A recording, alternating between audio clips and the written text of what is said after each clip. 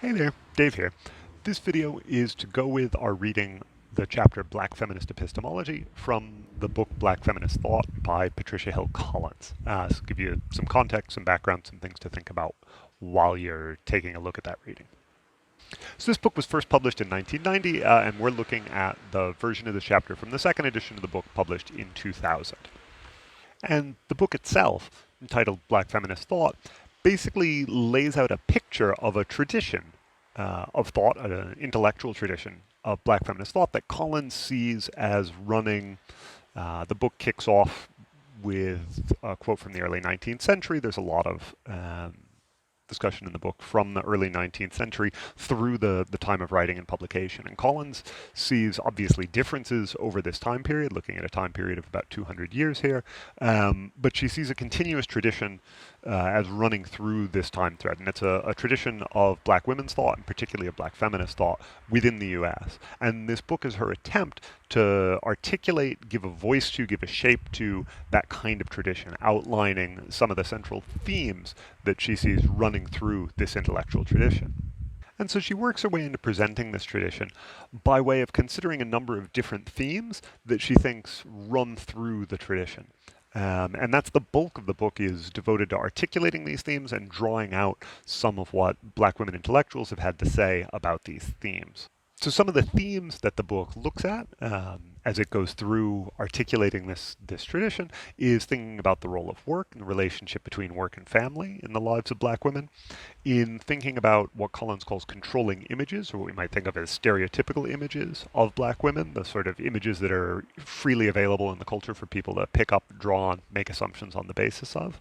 She talks about the importance of self-definition for black women, of not allowing the society to set the parameters of what you can or should be, but rather taking control of that oneself.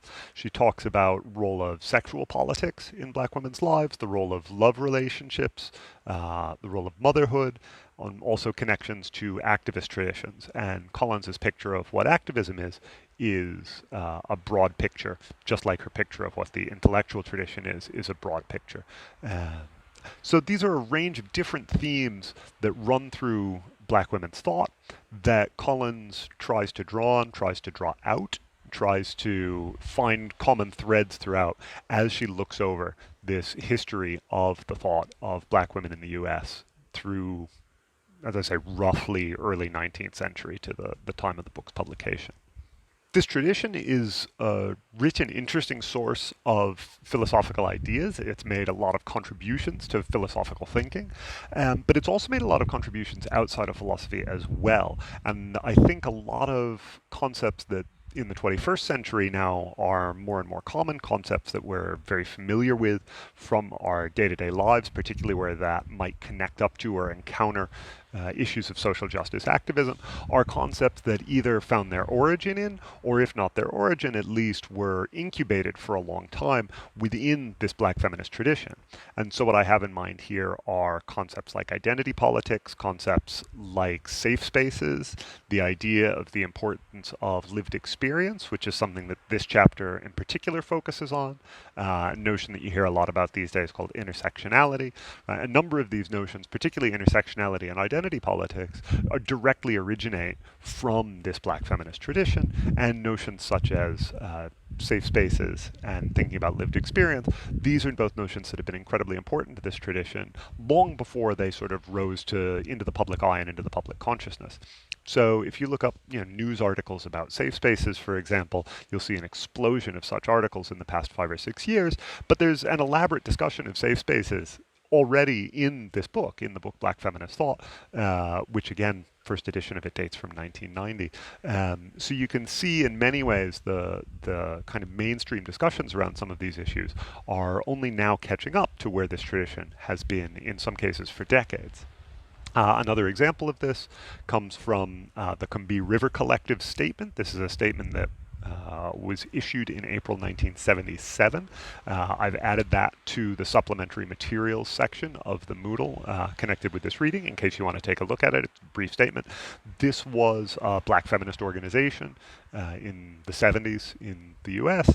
And one of their initial statements at the start of this statement that they issued is the following. I'm just going to read it to you so you get the sentence. The most general statement of our politics at the present time would be that we are actively committed to struggling against racial, sexual, heterosexual, and class oppression, and see as our particular task the development of integrated analysis and practice based upon the fact that the major systems of oppression are interlocking. So thinking about what they're calling interlocking oppressions, the way in which racial oppression, sexual oppression, heterosexual oppression, and class oppression, before they name, the way in which those different forms of oppression interact with each other, reinforce each other, are not simply independent factors that affect people's lives, but are rather factors that affect people's lives in these interacting, or as they say, interlocking ways. This is an idea that is relatively familiar nowadays. You hear it travel under the label intersectionality a lot nowadays, but here it is already being articulated very clearly, I think, in 1977 in the Combahee River Collective statement. That statement, as you'll see if you take a look, also features this idea of identity politics and puts identity politics to the fore, tries to articulate a picture for politics and identity that are related to each other in these kinds of ways. So the tradition that we're looking at here is not only interesting in its own right, not only interesting philosophically, but one that has also cast a very long shadow. It's a tradition that has had major effects on the kinds of understandings of social justice issues that nowadays seem very common, but have been around for decades beforehand.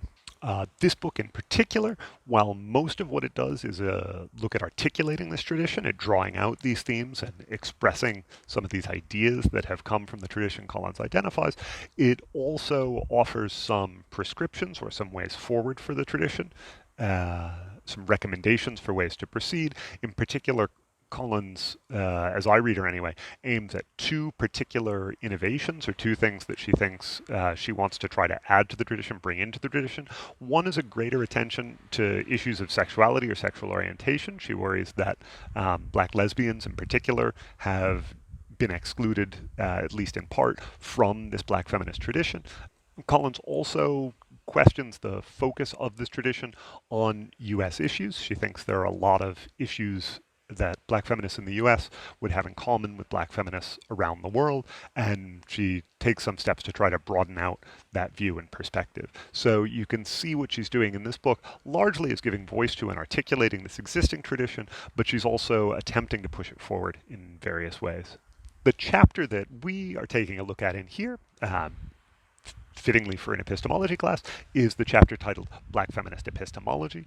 So this is a chapter that looks not so much at the thematic content that's in place in this tradition, but rather the grounds on which this tradition has, according to Collins, evaluated these kinds of claims, right? What counts as a good justification for claims? Under what conditions is someone's claim justified, or can someone make a claim to knowledge? It's these kinds of epistemological questions, standards that a justification needs to meet in order to be acceptable, that Collins thinks are themselves not neutral and are themselves an important part of the black feminist tradition she's articulating. So the chapter that we're taking a look at this time is a chapter that reflects on these epistemological questions, these questions of justification. So Collins looks at these questions along the lines of how has this tradition, the tradition that she's articulating, tended to evaluate these claims to knowledge, or tended to seek to justify claims to knowledge, or count claims as justified.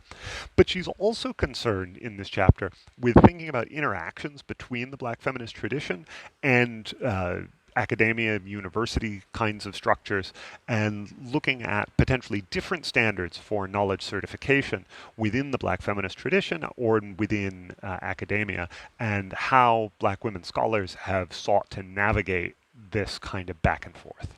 So one thing you want to think about when you think about this chapter are credentialing processes, ways by which people acquire certain kinds of credentials, or ways in which documents produced by people making certain claims themselves acquire certain kinds of credentials. So you can think of a university degree as a sort of knowledge-relevant credential in a certain sort of way, right? If someone has a medical degree, that means they're certified as having certain kinds of knowledge. If someone has an engineering degree, that means they're certified as having certain kinds of knowledge.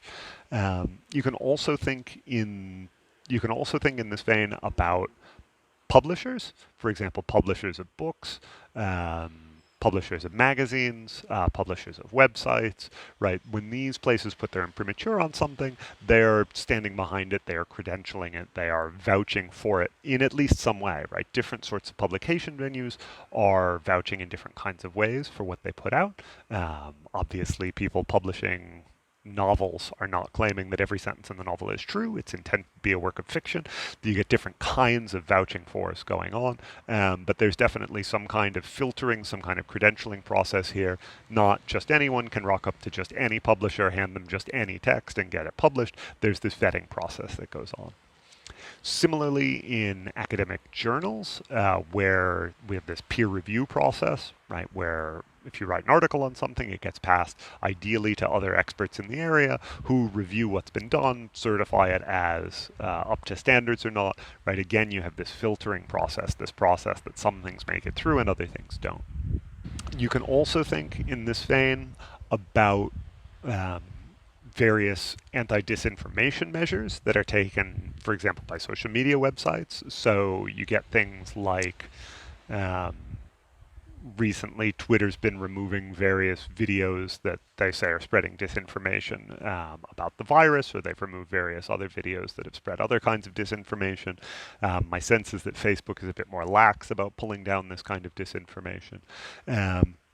But again, you can see there's this sort of standard of information that some claims will meet and other claims will not, right? If you put your video up on Twitter making these and those claims, your video will get taken down or it won't get taken down. So again, you have this sort of gatekeeping role going on. This sort of case is a little different, right? The other cases have tended to be you're out unless you get approved and go in. This case is more you're in unless you get rejected and booted out.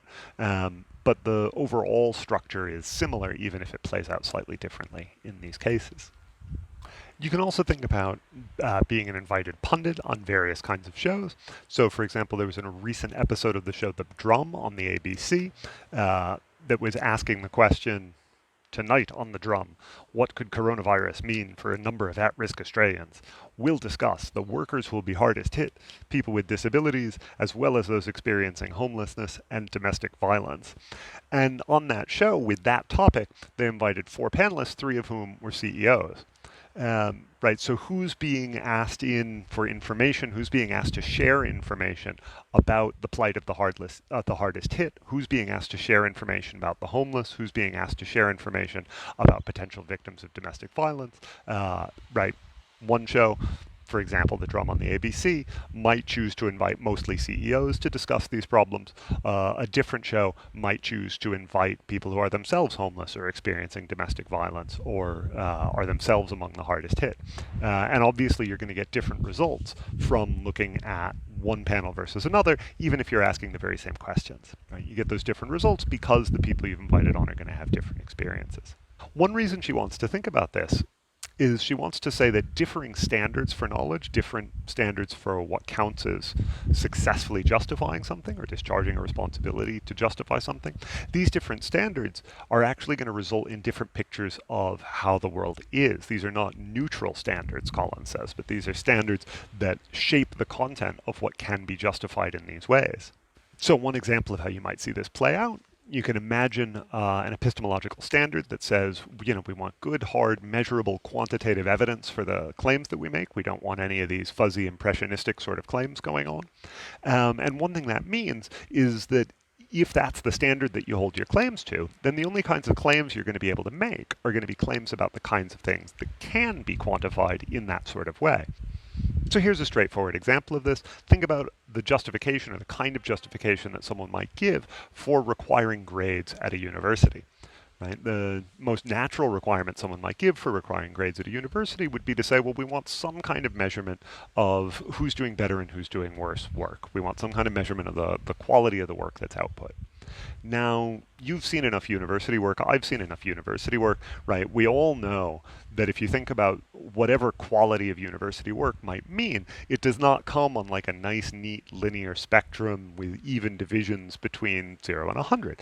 Like, that's just not an appropriate model if what you really want to model is quality of university work, at least in something like a philosophy unit, at least in something like an arts unit, full stop, right? You think about writing an essay. There are so many different ways that one essay can be good or bad, or so many different ways that an essay could be better or worse. And these aren't directly comparable. They don't neatly translate into, just throw down a number on a page between 0 and 100. So why do we throw down a number on a page between 0 and 100? Well, because there's this background antecedent commitment to quantification. Right? The idea is not we want to measure this thing and so it doesn't fit with the numbers, so forget the numbers. It's rather we want our measurement to come in the form of a number. So regardless, we'll try to do our best to measure the thing, but at the end of the day, we're going to demand that the measurement be given in the form of a number, regardless of whether it's measuring what we really cared about or not.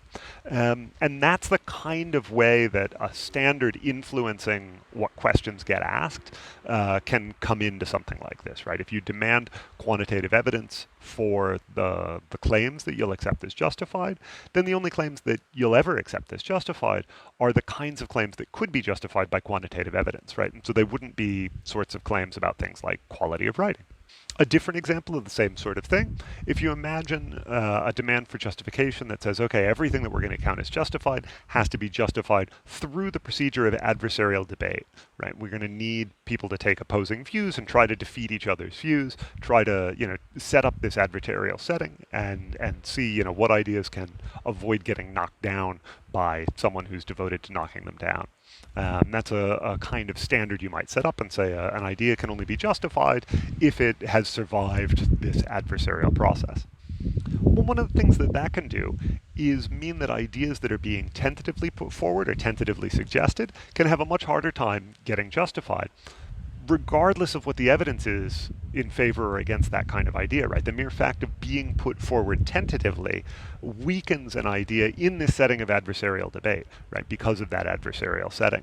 And you can imagine a number of reasons why someone might be putting forward an idea that there could be a lot of evidence behind. Why would they be putting it forward tentatively? Well, one reason would be something like, and this came up a bit in our discussion of hermeneutical injustice in the class, right? It might be that someone doesn't quite have the exact concepts in their mind yet that they would want to articulate the thing they're putting forward, right? They might be groping for the right way to put something, or they might be groping for the right way to understand something. And if someone's working through something like that by talking out loud, that is often not going to look like an excellent performance in an adversarial debate kind of context. Another reason that someone might put something forward tentatively in this adversarial debate kind of context is because adversarial debate, like all debates or like all dialogues, is a social interaction.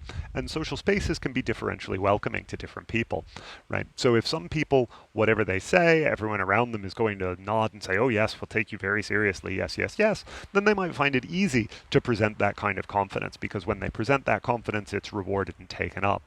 On the other hand, other folks, if when they put forward that kind of confidence, they get perceived as nasty or as condescending or as being too forceful or as being above their station, right? Then in those kinds of contexts, folks who are treated like that could naturally learn to present things in a more tentative way in order to try to get that kind of uptake, in order to not receive this pushback of, oh, that was way too forceful, oh, why are you so mean, et cetera, et cetera, et cetera.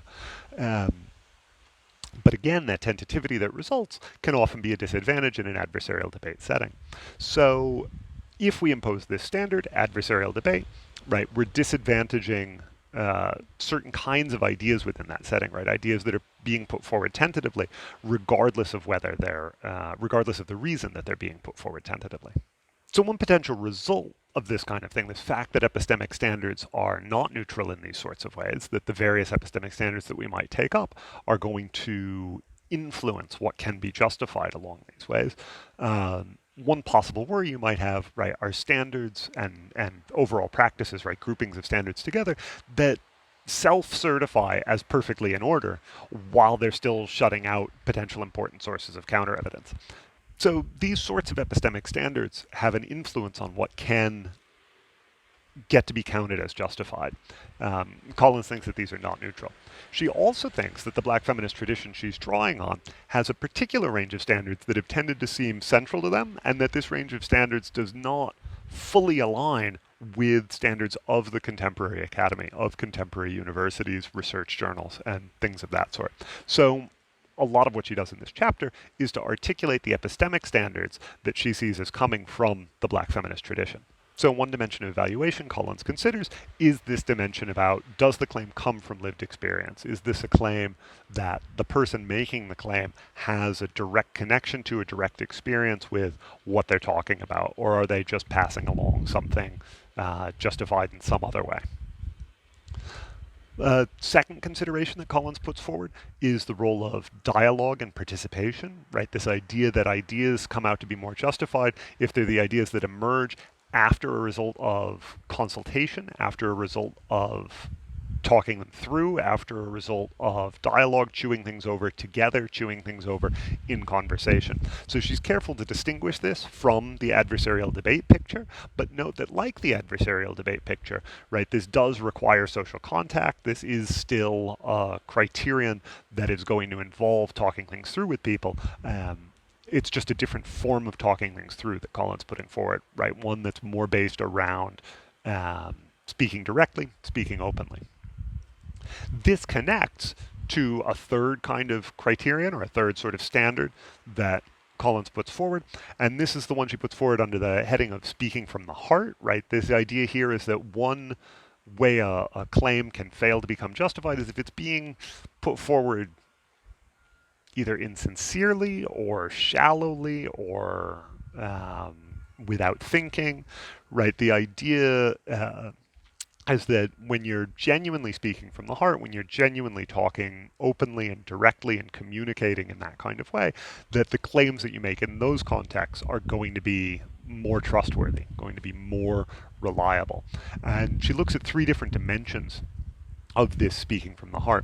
The first is individual uniqueness, right? There's not an expectation, Collins says, that we're all going to arrive at the same things. When you speak from the heart, when you speak openly in this kind of way, you may find that you're articulating things that other people aren't articulating, right? And we expect that people, when they're speaking openly, will show some of that individual uniqueness, that it won't just sound like a cookie cutter.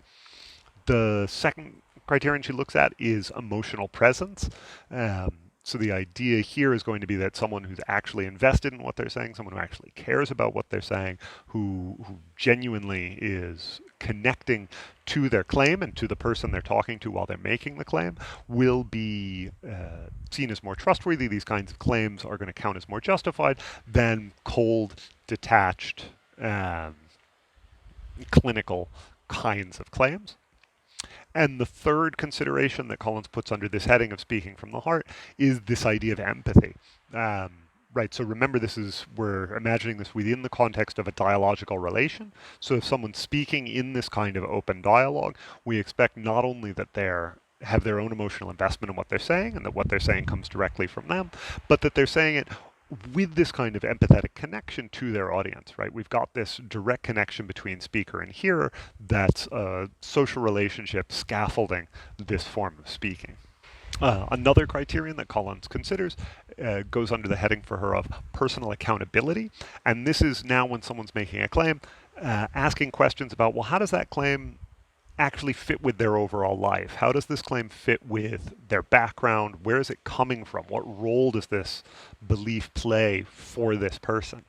So one thing you can see if you look at the range of standards that Collins articulates is that a good number of them are very person-centered. Right, so the questions here are questions of justification for a claim, but the claim is being made by someone, and a lot of the criteria that Collins puts forward are themselves going to be asking questions about not just the claim itself, but also about the person making it and about their connection to the claim. Right? Is this a claim they're making from the heart? Is this a claim about something they have lived experience of? How does this claim fit with the rest of their life? Is this something that they take seriously enough that they're acting according to it, or is this something they're just saying? And thinking about those dialogical connections as supporting potential ways of answering these questions. Right? If you're in a conversation with someone you know and you make a claim that doesn't fit with what you did yesterday, well, they can say, well, wait a minute, yesterday you did that, now you're saying this. Do you really believe this, or is this something you're just saying? Right? These kinds of justificatory moves that fit naturally with the kind of picture that Collins is putting forward here in this chapter. So Collins understands these standards as standards that are active within the tradition of Black women's thought that she's articulating in this book. And she sees these as some of the core epistemological standards that run through this kind of tradition. She also considers in particular, though, the role of people like herself, Black women who are trying to navigate the epistemological standards of the academy. And her perception is that the epistemological standards that are current within universities, that are sort of one needs to answer to in order to be credentialed with, say, a PhD or various kinds of academic publications or so on, are out of step in many ways with the epistemological standards of the Black feminist tradition. One of her questions in this chapter then is about navigating that potential tension, right, upon stepping into academia and finding oneself accountable to these multiple different communities at the same time, and multiple different communities with multiple different epistemological standards, and how that can be navigated. And there might be a number of different ways that someone might try to deal with those tensions. Collins considers a few of them. One thing I want to flag is that this question of navigating these different epistemological standards as a Black woman drawing on the Black feminist tradition, working in academia, is not a question that Collins is asking idly, but is a question, of course, that she herself needs a practical answer to as she's writing this book.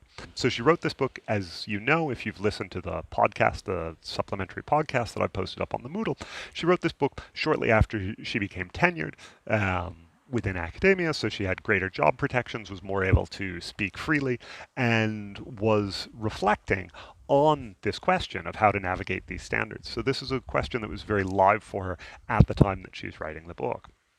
Note that the fact that that question is very live for her as she's writing the book, the fact that this is a question that she genuinely cared about deeply, and the fact that this is a question that she was truly grappling with, thinking through in her life, and was absolutely central to her, is itself a reason, according to the standards that she's articulated, for taking more seriously what she has to say about it.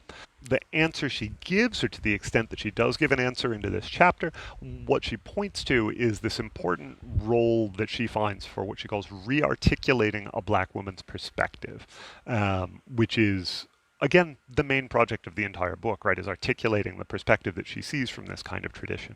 And so that's not just an answer that she gives in this chapter, but it's the answer that she follows practically by writing this book in the first place that contains this sort of chapter. So you can see within the whole book an application of the epistemological ideas that she's reflecting on and working out in this chapter, but also following through on throughout the entire book. So I hope that gives you some kind of sense of what's going on. I know I haven't gone through this whole chapter by any stretch, but I've hit some of the highlights that run through this chapter, and I've tried to give you a sense of what's happening in the book as a whole so that you can think about how this chapter connects up to the rest of what's in that book. I look forward to our discussion about this on Tuesday. I hope you're all doing great, and I'll see you then. Have a good one. Bye-bye.